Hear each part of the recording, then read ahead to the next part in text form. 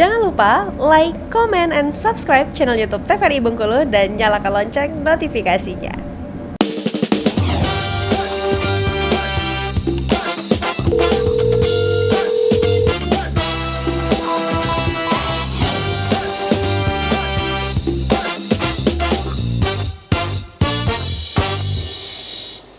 Baik, selamat pagi pemirsa, apa kabar Anda? Senang sekali jumpa kembali bersama saya Khairul Fahmi. Kali ini di Dokter Kita TVRI Bengkulu bersama Kita Sehat. Dan di pagi hari ini kita akan berbincang mengenai depresi untuk tema kita kali ini ya. Jangan depresi-depresi ya, harus tetap sehat jiwa tentunya untuk di pagi hari menjelang siang ini. Nah kalau gitu kali ini akan kita berbincang bersama dengan dua orang narasumber. Ada Dr. Lisda, selamat pagi Dr. Lisda. Halo, pagi Sehat ya. ya? Sehat. Gak depresi ya? Enggak dong, sehat jiwa kita. Betul. Kemudian ada Dr. Bella. Selamat pagi Dr. Bella. Pagi. Oke. Nah, kita akan langsung aja tentunya untuk mendengarkan satu slides dari narasumber kita. Siapa dulu nih? Bella dulu atau Dr. Lisda dulu? Aku dulu deh. Oke, boleh silakan. Oke. Sambil kita tunggu ya, slide-nya ditayangkan. Jadi topik kita hari ini itu tentang masalah gangguan jiwa gitu ya. Sebenarnya topik tentang jiwa ini adalah topik yang agak lumayan jarang ya disinggung gitu ya, termasuk juga dalam kehidupan sehari-hari. Biasanya kita jarang memperhatikan yang namanya kesehatan mental atau kesehatan jiwa. Betul. Padahal sebenarnya kalau kita lihat definisi sehat ya, kita menganut pada definisi sehat menurut WHO, itu bukan hanya semata-mata sehat secara fisik nih ceritanya, tapi juga sehat secara mental ataupun jiwa yang membuat seorang individu atau manusia itu bisa produktif. Betul. Sehingga Jadi berkesinambungan ya. Iya, betul. Sehingga akhirnya dampak produktif itu akan ada peningkatan pada quality of life. Jadi ada peningkatan pada kualitas hidupnya. Nah, kenapa sih terutama kami nih ya di Vaskes Primer gitu biasanya tuh agak sering terlupakan tuh bagian kesehatan mental.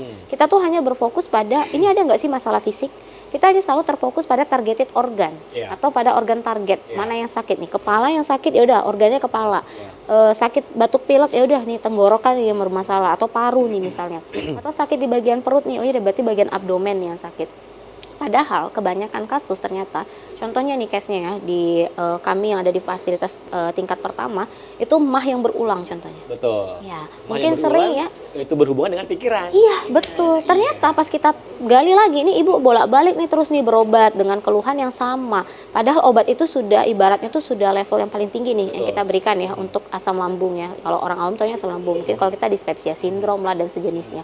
Itu ternyata berulang terus. Ternyata setelah kita gali atau setelah kita cermati, oh ternyata pasiennya gangguan cemas menyeluruh. Nah. Ada yang ketahuan gangguan cemas menyeluruh, ada yang ketahuan pada topik kita hari ini depresi ternyata.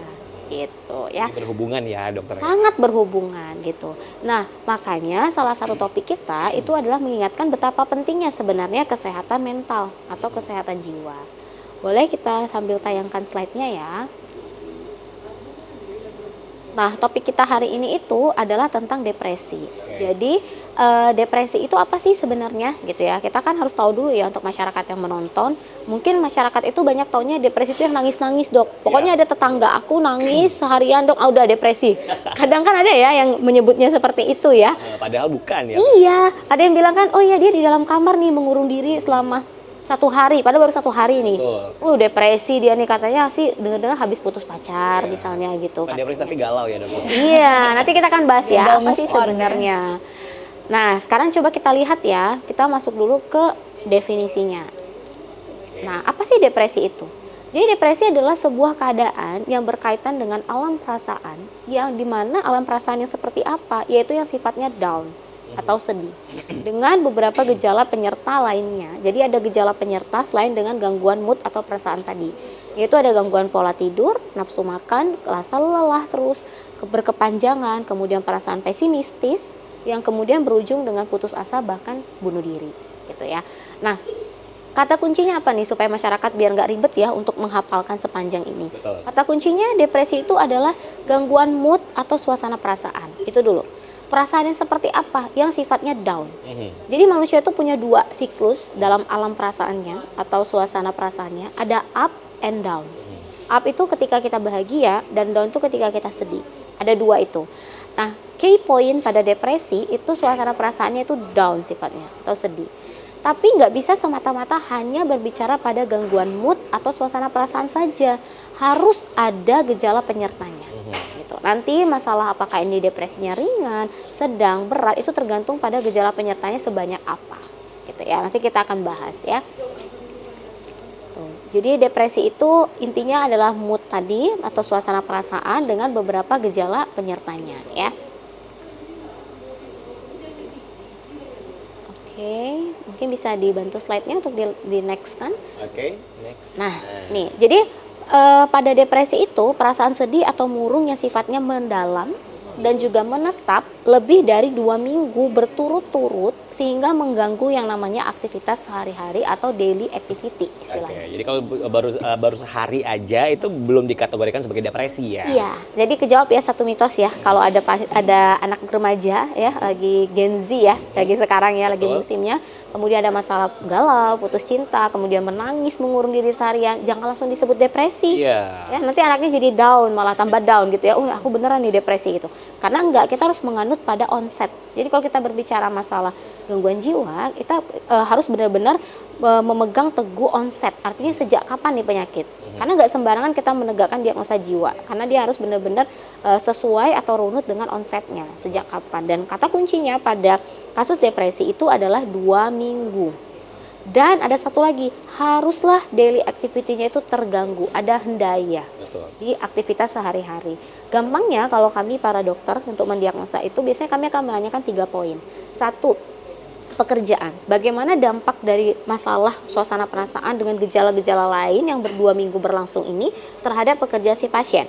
Tetapi sebelumnya kami akan meng-cross check dulu pasien ini pekerjaannya apa. Kalau misalnya nih dia seorang mahasiswa, maka yang kita cross check apa? Tugasnya selesai nggak? Atau terbengkalai? Atau benar-benar memang nggak dikerjainnya sama sekali? Masih datang nggak ke kampus? Atau menghilang aja tanpa kabar? Betul. Kalau misalnya terpenuhi, berarti sudah 1 poin ya, artinya pekerjaan sudah disabilitas atau terganggu. Lalu yang kedua, biasanya kami akan menanyakan masalah interaksi sosial. Jadi antara si pasien dengan lingkungan sekitar. Karena normalnya kita manusia ini kan makhluk sosial ya, Betul. jadi harusnya kita bisa berinteraksi gitu. Nah biasanya kita akan menanyakan, ini pasien tinggal dengan siapa? Itu dulu. Jadi yang terdekat misalnya nih, oh dengan temannya dok, mereka ngekos satu rumah itu 3 orang. Nah dengan kedua temannya ini dia masih bergaul nggak? Atau sudah menjadi orang yang penyendiri? Gitu, sudah tidak lagi membina hubungan atau interaksi yang baik gitu. Kalau tidak, berarti sudah 1 poin lagi, berarti sudah 2 yang terkendala atau hendaya. Dan yang ketiga yang kami tanyakan adalah perawatan diri pasien. Betul. Perawatan diri itu biasanya kami para dokter menanyakan hal dasar ya, yang memang kita mandiri lakukan sehari-hari. Misal mandi, makan, memakai baju, dan menyisir rambut. Artinya nih pasien masih rapi nggak sih gitu ya? Betul. Atau dia sudah tidak menghiraukan lagi penampilannya. Memang udah nggak mandi, memang nggak pernah ganti baju, itu terus sudah 2 minggu bajunya. Kemudian juga nggak pernah menyisir rambut gitu ya. Sudah tidak pernah bebersih diri lagi. Nah itu juga sudah terchecklist 1 lagi. Nah kita katakan dia mengganggu aktivitas sehari-hari itu adalah minimal 2 biasanya. Jadi bisa dari pekerjaan dengan perawatan, bisa dari pekerjaan dengan interaksi, bisa interaksi dengan perawatan. Biasanya dia minimal 2, tapi sangat banyak sih kasusnya 3-tiganya malah sudah terkendala gitu. Paham ya sampai sini ya? Oke. Itu sekilas ya, itu masih tentang definisi dari depresinya ya. Ini boleh bantu next slide. Slide selanjutnya. Nah nanti pada kasus depresi ini sebenarnya bukan sedikit kasusnya ya, tapi kalau kita lihat dari epidemiologinya atau sebaran kasusnya berdasarkan jenis kelamin, usia, dan status perkawinan. Ini secara garis besar ya atau secara gambaran umum. Kalau kita lihat berdasarkan pada jenis kelamin itu yang paling banyak adalah wanita. Waduh, perempuan ya. Ya, jadi ternyata berdasarkan datanya itu yang paling banyak adalah perempuan ya atau wanita gitu. Nah, kenapa? Mungkin ini kalau misalnya kita kaitkan lagi ada banyak faktor ya. Misalnya faktor kepribadian gitu ya. Karena kan masalah gangguan jiwa ini nggak bersifat satu faktor ya. Dia selalu multifaktorial ya. Jadi penyebab dari seseorang atau individu itu mengalami masalah atau gangguan kejiwaan itu selalu multifaktorial. Jadi ada banyak faktor yang bergabung gitu ya. Kalau mungkin masyarakat bertanya, katanya dok genetik dok penyebab orang gangguan jiwa. Pokoknya kalau orang tuanya udah ada gangguan jiwa sebelumnya, maka anaknya udah pasti kena tuh.